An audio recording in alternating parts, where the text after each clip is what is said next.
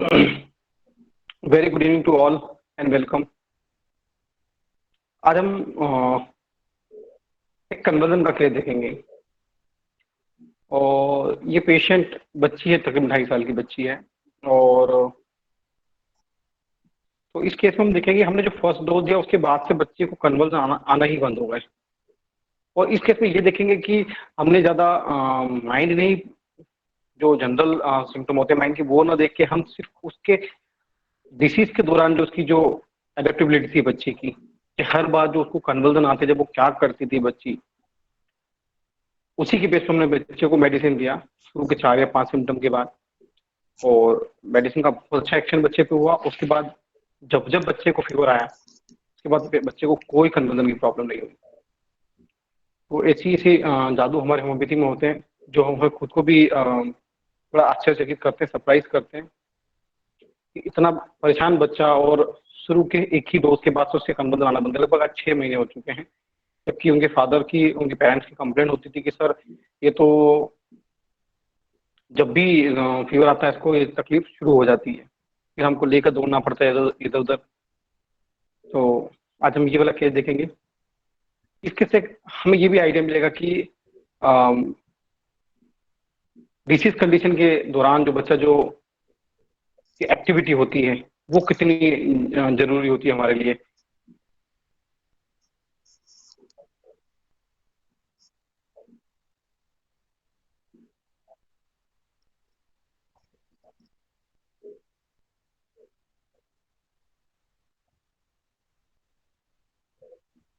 राधेश्याम जी रुके या चालू करें?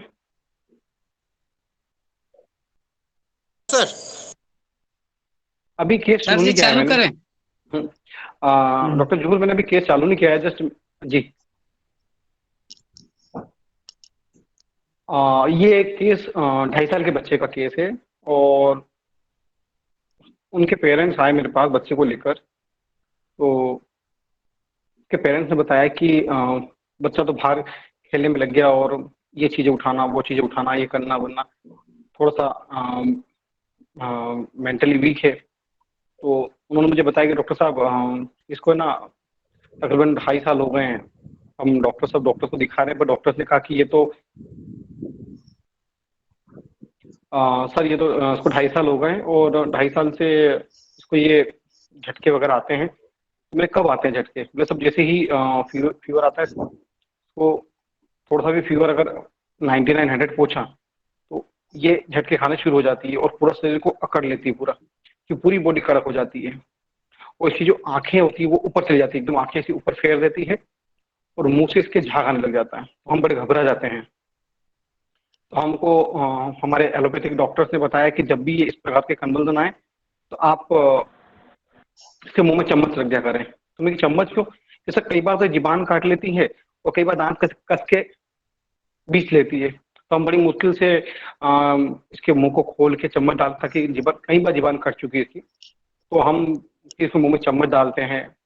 तो मैंने कहा कि क्या करते हैं जब इसको झटके आते हैं? तो बोले सर कई बार तो ये जो से एकदम चिल्लाने लग जाती है और कई बार इसको ऐसी कराहने जैसी आवाज करती है।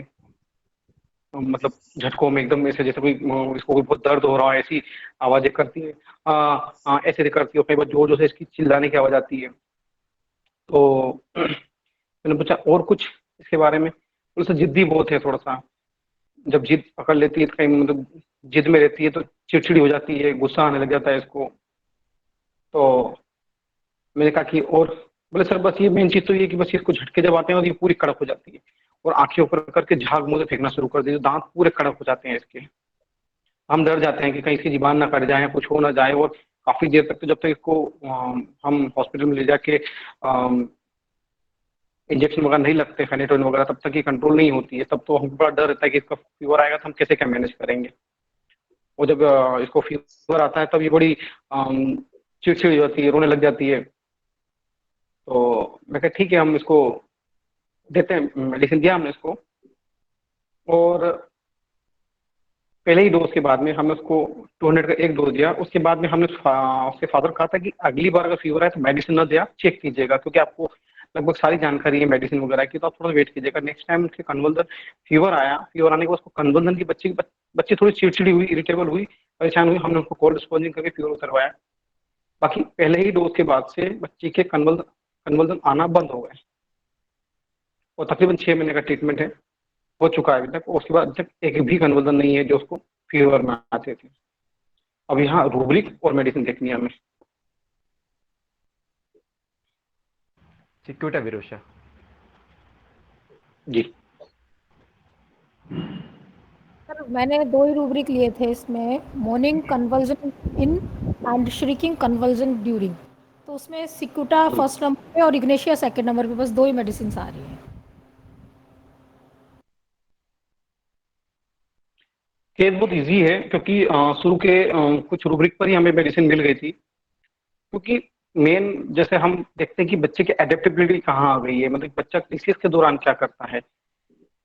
तो डिसीज के दौरान आईपीएन इतने इतने रूब्रिक हमको दे दिए, तो हमने हर चीज को ढूंढा और रूब्रिक बनाया, और मेडिसिन आई और हमने दी। कुछ ज्यादा इसमें मेहनत हमको ज्यादा करनी नहीं पड़ी। तो यही माइंड मेथड की खूबसूरती है कि जब क्योंकि छोटा बच्चा है, तो घर पे जो कंडीशन बनती है वो तो हमको आईपीआर की जानकारी से ही पता चलेगा कि क्या करता है क्या नहीं करता है।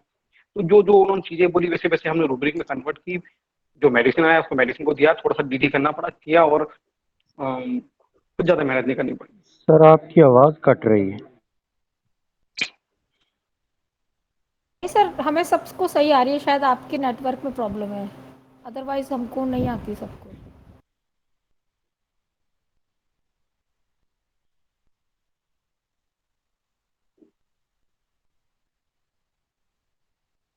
सर आप चालू कीजिए सर। और कोई मेडिसिन वगैरह, रूब्रिक वगैरह सिर्फ हरिओम सर ने बनाए, बाकी और भी रूब्रिक बनाई है आप कि क्या क्या है इस केस में?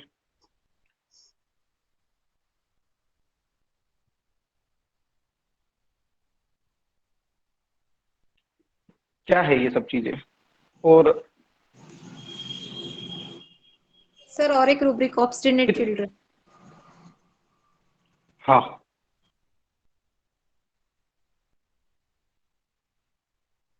इतने कितने केस आते हैं हमारे पास कन्वर्जन के बच्चों के। तो कई बार तो माइंड बहुत प्रॉब्लम रहता है, वहाँ पर क्लिनिक पर हमारे ऑब्जर्वेशन में काफी चीजें देखने को मिल जाती है, पर यहाँ ऑब्जर्वेशन के लिए बहुत कम चीज थी देखने के लिए। बच्चा जो चीजें कर रहा था, हमने उसको भी कुछ चीजों को देखा, बाकी को हमने जो आईपीआर ने कहा उसी पे ज्यादा रखा कि भाई ये सब चीजें इसको हो जाती हैं, हमको लेकर धोना पड़ता है, जीभान टाइट हो जाती है, इसकी दांत कड़क हो जाते हैं।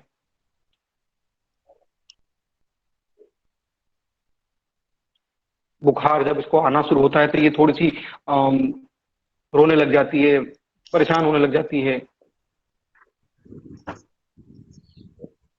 और जब भी कन्वर्जन आते हैं तो ये एक बिल्कुल आउट ऑफ कंट्रोल हो जाती है, मतलब।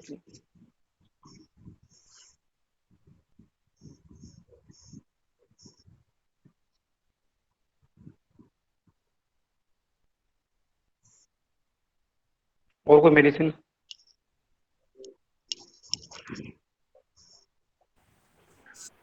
क्यूप्रमेट, इग्नेशिया, सीना, स्पुटाविरोसा। ओपीएम तो नहीं सर, ओपीएम। बहुत क्लोज है। ओपीएम या ओपीएम और बेलाडोना में भी 2 उनमें से कुछ हो सकता है।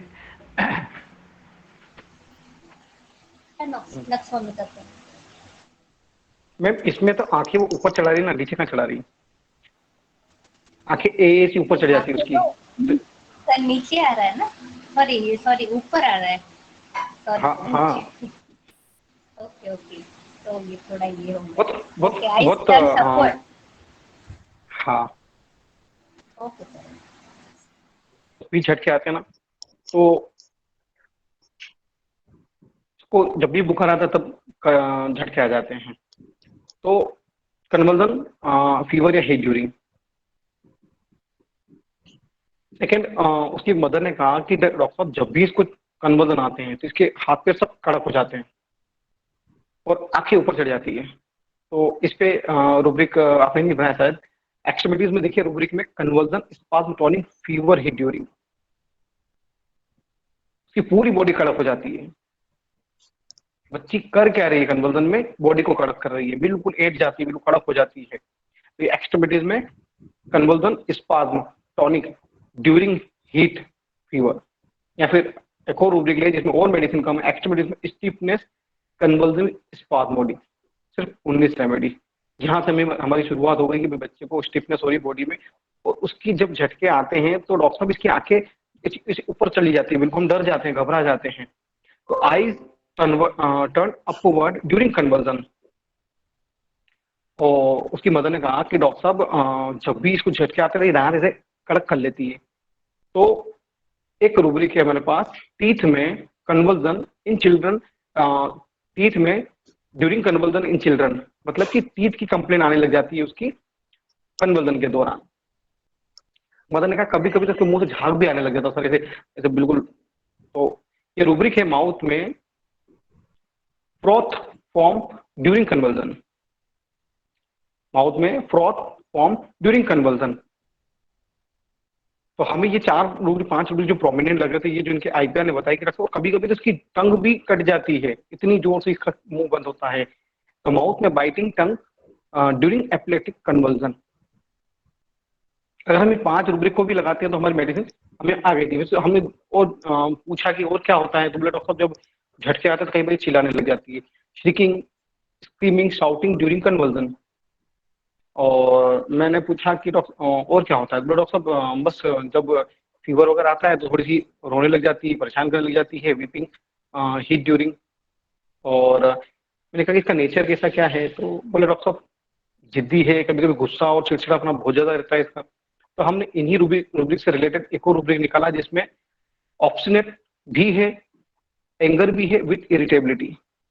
इस रूब्रिक से हमारा केस पूरा क्लियर हो गया कि बच्ची को जिद भी है, गुस्सा भी है और चिड़चिड़ाहट भी, और तीनों एक ही रूब्रिक में।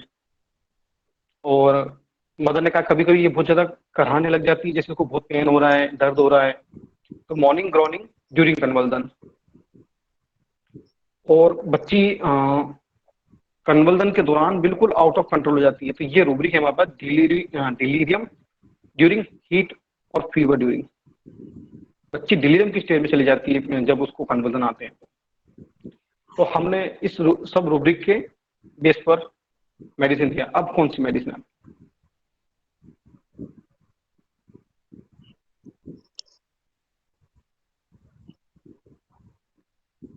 किसी ने अगर रूब्रिक नोट किया तो मेडिसिन कौन सा, अब कौन सा मेडिसिन आपका ये सब रूब्रिक बताने?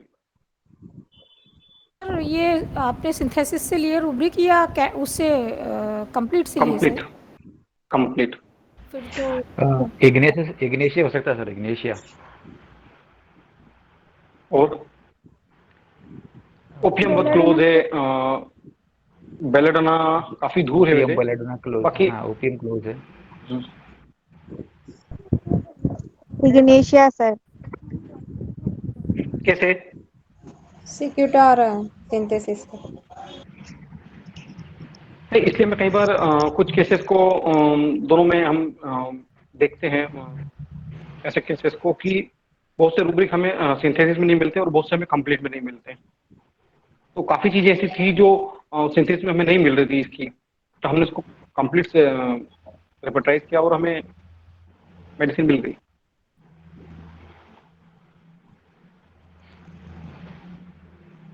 और कोई मेडिसिन?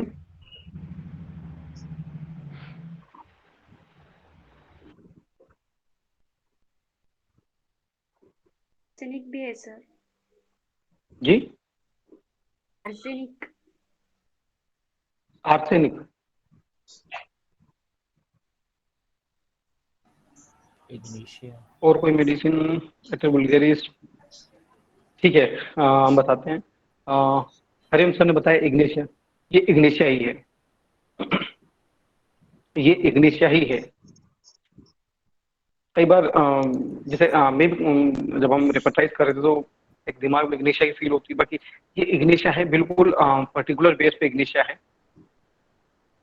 और बच्चे के इतने ज्यादा ऑब्जर्वेशन नहीं थे, पर जो आईपीआर ने बोला वो रूब्रिक लिए हमने, और इग्नेशिया का 200 का एक डोज दिया। और नेक्स्ट टाइम से बच्चे में जो फीवर के दौरान जो रोने की टेंशन, बच्चा रोता था, चिड़चिड़ापन का, वो भी कम हो गया। और फीवर बच्चे को नेक्स्ट टाइम आया, पर उन्होंने जो डर की मारी जो हमेशा वो पेनिटोन वगैरह पिला दिया करते थे या बहुत ज्यादा पैरासीटामोल वगैरह पिलाते, हमने उनको नेक्स्ट टाइम कहा कि फीवर चढ़ेगा आप कोल्ड रिस्पॉन्ड नहीं करेगा और मुझे बताएगा कि इसको फीवर के दौरान आप झटके आ रहे हैं या नहीं आ रहे हैं, क्योंकि ये कंडीशन उसके सिर्फ फीवर के दौरान ही होती थी, बाकी टाइम वो नॉर्मल होती थी। तो हमने इग्निशिया का 200 का एक ही डोज दिया और उसके बाद से बच्चे को अभी तक कोई कन्वर्जन नहीं आया है।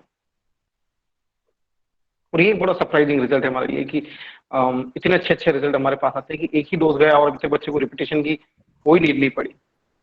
पर वो अगर इस बीच कन्वर्जन आते तो हम रिपीटेशन करते हैं, बाकी रिपीटेशन की नीड नहीं पड़ी क्योंकि कन्वर्जन नहीं आया। सर वो एक्सट्रीमिटीज वाला अपना रूब्रिक बता दीजिए एक बार प्लीज। एक्सट्रीमिटीज में conversion spasm tonic during fever heat, और उससे रिलेटेड एक और रूब्रिक है एक्सट्रीमिटीज में स्टीफनेस स्पाज्मोडिक कन्वल्सिंग। दोनों में रेमेडी बहुत कम है, एक में 25 एक में 19 है, दोनों को कोई भी ले सकते हैं आप। एक रूब्रिक पर ऊपर वाला जो रूब्रिक है spasm tonic during fever heat, वो ज्यादा एप्रोप्रिएट है यहाँ पर।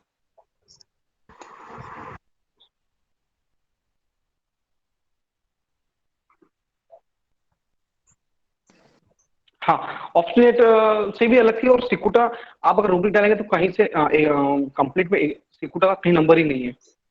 इस रूब्रिक के साथ देखा तो touch things impel to in children, वहां पर भी इग्निशिया थी, जबकि सिंथेसिस में वो रूब्रिक में वहां पर इग्निशिया नहीं है, touch impel to touch children में, पर यहाँ पर इग्निशिया देखिए टच माइंड में touch things to impel in children, यहाँ पर भी इग्निशिया में मिल गई। जो उसके जाने के बाद हमने देखा कि सिंथेसिस में हम देख रहे थे वहां टच इम्पेल टच में वो इग्निशन नहीं मिल रही थी हमें, और जब हमने कंप्लीट में जाकर उस रूब्रिक को देखा कि टच से रिलेटेड कोई रूब्रिक है इग्निशिया में, तो touch things to impel in children, यहाँ पर भी इग्निशन। तो रूब्रिक चाहे हम माइंड से ले लें या चाहे पेशेंट की जो डिसीज कंडीशन के आधार पर ले लें, अगर वो सिमिलम जाएगी तो बाद के सारे माइंड भी उससे मिलेंगे। या आप माइंड और जनरलिटीज का ऐसा कॉम्बिनेशन बनाइए कि दोनों एक दूसरे पर रिफ्लेक्ट करें, तो यहाँ पर दोनों एक दूसरे पर रिफ्लेक्ट कर रहे थे। सर सिंथेसिस में है सर तकरीबन ये भी बड़ा इंटरेस्टिंग केस है। वो ऐसे केसेस होम्योपैथ का कॉन्फिडेंस तो बढ़ाते ही बढ़ाते हैं, क्योंकि तकरीबन 7 साल से पेशेंट को क्रॉनिक कफ की प्रॉब्लम है और प्रेगनेंसी भी है, तो काफी ट्रीटमेंट करवा रहे हैं वो, बाकी कहीं से ठीक नहीं हो रही थी वो लेडी। तो मेरे पास आए और लेडीज बिल्कुल दुबली पतली, ऐसी दुबली बिल्कुल कि 7 साल से उसको कफ की प्रॉब्लम है। हमने उसका सारे जो डॉक्यूमेंट जो उसकी रिपोर्ट्स वगैरह देखी, तो वो शायद कुछ पेशेंट को लास्ट में मेडिसिन पता होगी, तो थोड़ा सा डिस्क्लोज करने में टाइम लगा है, क्योंकि मैं इस केस को एक बार पहले किया है डिस्कस, तो पेशेंट को सारे उसके जो मैंने रिपोर्ट्स वगैरह देखी थी वो नॉन टीबी का केस था, पेशेंट को ट्यूबरक्लोसिस है। तो कई बार अभी तक मैंने कभी ट्यूबरक्लोसिस के केस को ठीक नहीं किया है कभी, क्योंकि अभी इतना कॉन्फिडेंस भी नहीं रहा कि ट्यूबरक्लोसिस के केस होम्योपैथी से ठीक हो सकते हैं। तो क्योंकि वो मेरे जो उसके सिस्टर है उसका भाई मेरे ही काम करता है, तो बोले सर आप देखिए सर आपके यहाँ बहुत अच्छे केस होते हैं, तो भाई आपके यहाँ ये ठीक हो जाए, क्योंकि 7 साल से तो गोलियां बहुत खा रहे हैं और अब तो प्रेगनेंसी है, तो प्रेगनेंसी में इतनी हेवी गोलियां खाएंगे तो फिर क्या रहेगा। तो सर आप देखिए कुछ दुबली पतली बिल्कुल क्लियर कट, कोई भी आंख बीच कर देख करके देखिए ये टीबी का ही केस है। तो मेरे पास आके बैठी और मैंने उनसे कुछ बोला, तो वो थोड़ा सा बोले नहीं कुछ चीज, मैंने 2 बार बोला तो वो थोड़ा इधर उधर ऐसे झेपने लग गए। तो मैंने कहा मैं हाँ आपसे ही पूछ रहा हूँ। फिर मैंने पूछा कि क्या तकलीफ है, बोले सर के मुझे तकरीबन 7 साल से खांसी की प्रॉब्लम है। तो मैंने कहा कि फिर, बोले सर खांसी काफी चलती है और दिन में इतनी नहीं चलती पर रात में बहुत ज्यादा चलती है। मैंने और बोले सर के बहुत परेशान हो गए सर खांसी से, मैं रात भर खांसी चलती रहती है। मतलब सर 1-2 दिन की बात समझ में, 7 साल से ट्रीटमेंट करा रही हूँ, उस खांसी में बहुत ज्यादा तंग आ गई हूँ मैं, कब ठीक होगी। तो मैंने कहा कि और भी, तो बोले सर के सर ऐसे दुश्मन के जैसे पीछे पड़ गई है मेरे ये खांसी। तो लोगों की भी खांसी ठीक होती है, और मेरे बिल्कुल दुश्मन के जैसे पीछे पड़ गई है खांसी, ठीक होने का नाम नहीं ले रही है। तो मैंने कहा कि अभी और कोई तकलीफ साथ में इसके? बोले सर मेरे को प्रेगनेंसी है, तो जब चलती हूँ तो बहुत चक्कर आते हैं मुझे, ऐसा डर लगता है मुझे कि मैं कहीं गिर ना जाऊं। तो मैंने कहा कि और कोई तकलीफ? तो बोले कि सर बस मुझे दिन में खांसी कम चलती है, रात में बहुत खांसी चलती है।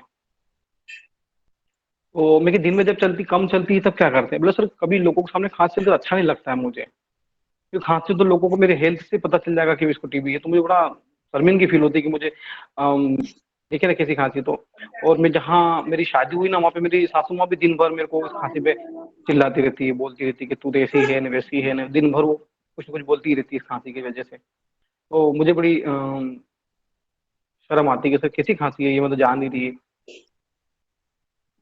तो मैंने कहा कि और कुछ? बोले बस सर बस कुछ सर देखिए आपकी बहुत पुरानी खांसी हो गई है और मुझे महीने भी है, तो इससे आपको डर वगैरह? कहने से डर नहीं है, बस वो मेरी वो सासू माँ मुझे बहुत ताने देती है खांसी को लेकर कि पूरी रात खांसती रहती है तू।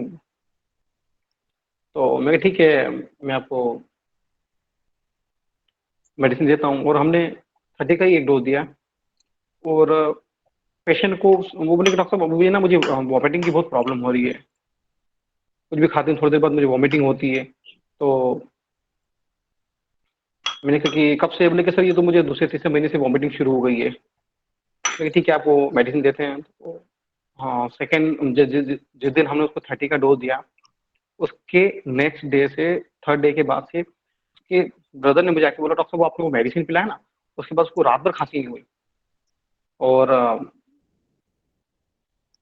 मतलब तकरीबन 1 महीने बाद हमने उसको फॉलोअप पे बुलाया, तो उसने कहा कि सर सिर्फ शुरू के 2 या 3 दिन वॉमिटिंग हुई और वॉमिटिंग भी मेरी बंद हो गई है, और उसके बाद से काफी इंप्रूवमेंट है, और 1 महीने के बाद तो पेशेंट की मतलब तीसरे या चौथे दिन से उसकी खांसी बंद हो गई। और ये भी बड़ा एक मेरे लिए मिरेकल है कि टीबी के केसेस में जिसकी 7 साल से खांसी बंद नहीं हो रही थी, हमारे मेडिसिन के एक डोज ने पेशेंट की एक नाइट और नेक्स्ट नाइट से खांसी बंद कर दी। अब हल्के फुल्के बाउट आते हैं, जब वो मेरे पास हल्के फुल्के, डॉक्टर साहब इतनी खांसी तो मुझे आती ही नहीं है, बिल्कुल खत्म के बराबर हो गई है, और हेल्थ काफी इंप्रूव हो गई है, और वॉमिटिंग भी बंद है। और तकरीबन शायद मैंने इस केस को फरवरी या मार्च में डिस्कस किया था, जब मैंने इसको केस को लिया था, कि जब ये केस 7वें 8वें महीने की प्रोग्रेस पे जाएगा, 6 7वें महीने, तब हम इसको डिस्कस करेंगे। तो ये टाइम था उसका डिस्कस करने का।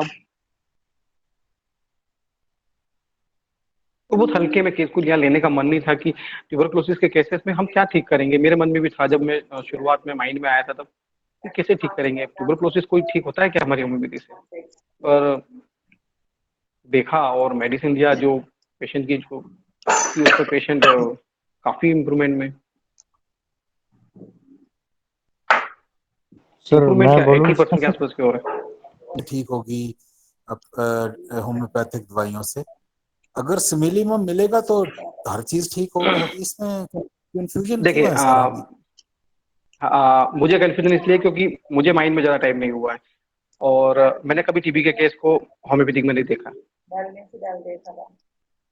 है ना। और फर्स्ट केस है, इसके पहले एक केस वो देखा, उसके बाद में मैंने, जिसमें उसमें भी अच्छे खासे इंप्रूवमेंट है, पर इतने ड्रास्टिकली चेंजेस नहीं देखे मैंने कि सेकेंड डे से खांसी बंद हो जाए। हमने देखे हैं खांसी चल रही है पेशेंट की, बहुत टाइम तक ठीक होने में समय लग रहा है, पर इतने मेडिकल रिजल्ट मैंने आज दिन तक क्रॉनिक कफ में नहीं देखे हैं। ऐसा जादू की तरह उस पर एक्शन हुआ मेडिसिन का, और मेडिसिन भी हम उसको डिस्कस करेंगे। तो मेरा कहने का मतलब कई जगह ऐसे केसेस हैं जहां हमने सर पहले नहीं ये देखे हैं ऐसे केसेस। जिस तरह आपने एक केस बताया था एक दफा, वो रूमेटाइड आर्थराइटिस का था, और आप उसको दवाई। सर मेरी पल्स स्टिल आ रही है। ठीक है सर 4 रूब्रिक मैंने लिए हैं। Element from embarrassment, delusion pursued by enemy, आपने बोला दुश्मन पीछे पड़ा है ऐसे, उसी की वजह से सिर्फ बोला था, बाकी होना नहीं चाहिए। एक रूब्रिक से कभी भी मेडिसिन नहीं बोलनी चाहिए। तो फिर आपने बोला गिरने का डर लगता है, फिर फॉलिंग और टिमिडिटी, जैसे आपने बोला थोड़ा सा संकोच कर रही थी। बाकी सर रूब्रिक मतलब केस ही याद नहीं रहा। तो पल्स फर्स्ट नंबर पे, फिर चाइना है और फिर मर्क है। तो ये तीनों मेडिसिन जो हैं इसमें पल्स का सबसे ज़्यादा प्रोमिनेंसी है सर। डॉक्टर प्रियंका कुंतल, आपको साइली से कैसे लगा? सर आपने बोला ना जिससे वो इधर उधर देख रही थी और टिमिडिटी बेसफुल थी, बस मैंने उसके विचार पे मैंने मुझे इस लगता तरह है का कि मुझे लग रहा था कि काफी लोग टिमिडिटी के बेस पे कुछ तो बोलेंगे। सर। सबसे पहला रूबरी के पेशेंट आई और पेशेंट ने आके थोड़ी सी संकोच क्योंकि आई और उसने ऐसे झेप के मुझसे बात करना शुरू में नहीं किया, तो मैंने उसको timidity public in appearing about to talk, सबसे पहला रूब्रिक मुझे ये लगा कि ये है, या बेजफुल, जो भी दो रूब्रिक है। और पेशेंट का, डॉक्टर साहब मुझे तकरीबन 7 साल से खांसी की प्रॉब्लम है और ये बीमारी ठीक ही नहीं हो रही है, बहुत परेशान कर रही है मुझे। ये परेशान सब दोस्तों 2-3 बार इसके टेकिंग में बोला था, डिल्यूजन परसिक्यूटेड ही इज, मोटा मोटा रूब्रिक जो बोल दी गई। पेशेंट ने कहा कि डॉक्टर साहब ये बीमारी दुश्मन की तरफ पीछे पड़ गई, जा ही नहीं रही है, मुझे ठीक ही नहीं हो रही है। तो हमने थर्ड रूब्रिक किया, delusion pursuit of being by enemies, दुश्मन की तरफ पीछे पड़ी है, ठीक उन्हें नाम ही नहीं ले रही, जा ही नहीं रही है। हमने पूछा कि क्या होता है आपको इसमें? सर कभी दिन में कम खांसी आती है, रात में ज्यादा आती है, रात में आती है इतनी तंग करती है, अगेन परस्यूड।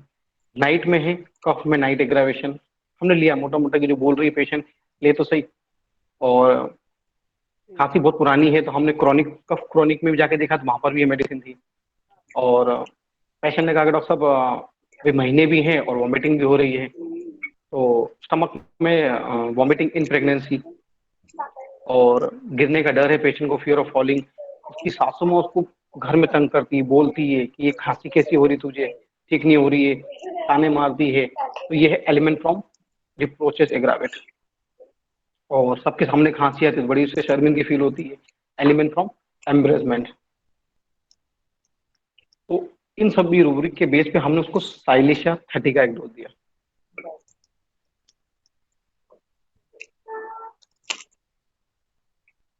और साइलिशिया 30 के एक डोज देने के बाद में नेक्स्ट डे कि जब बाद हमने जब उसके भाई से जब पूछा, इंफॉर्मेशन ली कि भैया साइलिशिया, शायद कुछ बुक्स में लिखी हुई है कि जो साइलिशिया में जिनको प्रॉब्लम है, ट्यूबरकुलोसिस की प्रॉब्लम, वहाँ नहीं दी जाती है। बाकी मुझे उस बुक का भी जानकारी नहीं होगा, तो हमें जो रूब्रिक लगे हमने उसके बेस पर साइलिशिया दिया और परफेक्ट मेडिसिन।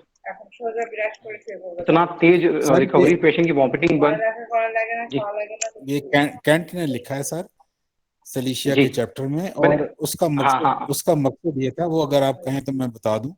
उसने लिखा है कि हील्ड ट्यूबरकुलोसिस में सलीशिया एहतियात से देनी चाहिए, क्योंकि ये जो फाइब्रोसिस हुआ होता है अराउंड द ट्यूबरकुलस बैक्टीरियम, तो वो ये सलीशिया चूंकि फाइब्रस मैटर को डिसॉल्व कर देती है, तो समटाइम्स वो जो माइकोबैक्टीरियम उस फाइब्रोसिस के अंदर कैद होता है वो रिलीज हो जाएगा और दोबारा पेशेंट को टीबी होने का चांस है। लेकिन सर बीइंग एन एलोपैथ और थोड़ा बहुत पैथोलॉजी को समझते हुए, ये बात कैंट साहब की मेरे हलक में नहीं उतरी जब मैंने उस वक्त भी पढ़ी थी। ऐसे नहीं होता सर, वो जो जब हील हो जाता है ना, तो कोई ट्यूबरकुलोसिस का बैक्टीरियम जिंदा नहीं रहता और वो फाइब्रोसिस के अंदर कैद नहीं होता। जदीद जो पैथोलॉजी है रिसेंट, वो ये बताती है कि वो अगर पेशेंट ठीक हो गया तो वो सारे बैक्टीरिया मर जाते हैं। इसलिए कोई ऐसा डर नहीं है मेरे ख्याल में, सलीशिया यूज करने में कोई डर नहीं है सर। कोई डर नहीं है, सारे मिथ गलत होते हैं जब हम प्रैक्टिस करते हैं। और मैं डॉक्टर एबी नेश को ज्यादा फॉलो करता हूँ, उनकी बुक्स को पढ़ता हूँ, क्योंकि वो एक अच्छे राइटर रहे हैं, वो अच्छे डॉक्टर रहे हैं। तो उनकी बोलने की टोन यही रही कि मैंने फलाने डॉक्टर की मेडिसिन देखी, उन्होंने ये इससे इसको ठीक किया, मैंने दिया, रिजल्ट नहीं मिला, मैंने तो इसको दिया और इससे रिजल्ट मिला। तो बड़े स्ट्रेट फॉरवर्ड थे डॉक्टर एबी नेश, वो कभी किसी को फॉलो नहीं करते थे, वो तो जो चीज उन्होंने दी है उसी से रिजल्ट। तो हमें भी साइलिशिया कई जगह जो मैंने देने के बाद में, जब मैंने काफी सीनियर से कंसल्ट किया, तो सीनियर ने कहा कि टीबी में तो दी नहीं जाती है, आपने कैसे दे दी? तो मैंने कहा सर इतनी स्ट्रांगली इंडिकेट हो रही थी, जबकि मुझे इस केस के अंदर एंट्री पॉइंट पेशेंट की एंट्री आने से और उसके देखने के बाद कि उसके जब सारी रिपोर्ट देखी तो वो नॉन केस है ट्यूबरक्लोसिस का, अच्छे खासे चेस्ट में चेंजेस हैं उसके। तो हमने इस बार एक एक्सपेरिमेंट किया डॉक्टर मर्फी की रेपर्टरी के साथ में। मर्फी की रेपर्टरी में हम गए कि ये पेशेंट ट्यूबरक्लोज कॉन्स्टिट्यूशन की है, तो क्यों ना हम इस बार ट्यूबरक्लोज कॉन्स्टिट्यूशन को ही सबसे पहला रूब्रिक बनाया जाए। तो मैंने ट्यूबरक्लोज कॉन्स्टिट्यूशन की सारी मेडिसिन को लिखा और बाकी रूब्रिक को देखा, तो वो ट्यूबर कॉन्स्टिट्यूशन जो था वो इस साइड इफेक्ट के साथ भी मैच कर रहा था। तो एंट्री पॉइंट मेरा सबसे पहले ट्यूबरक्लोज कॉन्स्टिट्यूशन मर्फी रेपर्टरी से था। उसके बाद हमने कई जगह कॉन्स्टिट्यूशन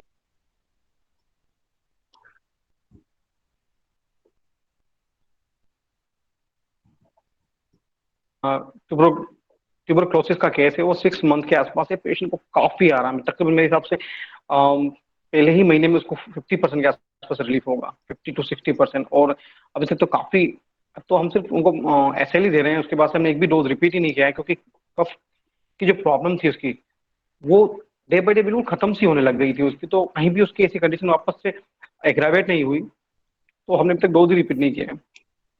तो सर उसकी अगर आप काइंडली एक ESR करा लिया करें तो वो भी उसका आपको एक्सरे भी गाइड करवाएंगे करती वापस से, रहेगी। काफी धूल की लेडीज है वो तो। एक्सरे की सर फाइंडिंग्स जो होती है ना वो बहुत देर लगती है उसमें चेंजेस आने में, और उसमें डिफरेंस नहीं पता चलता।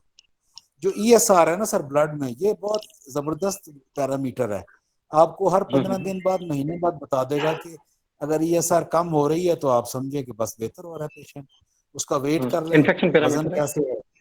हाँ जी, बड़ा अच्छा पैरामीटर ESR से। हेल्थ में तो इतना अच्छा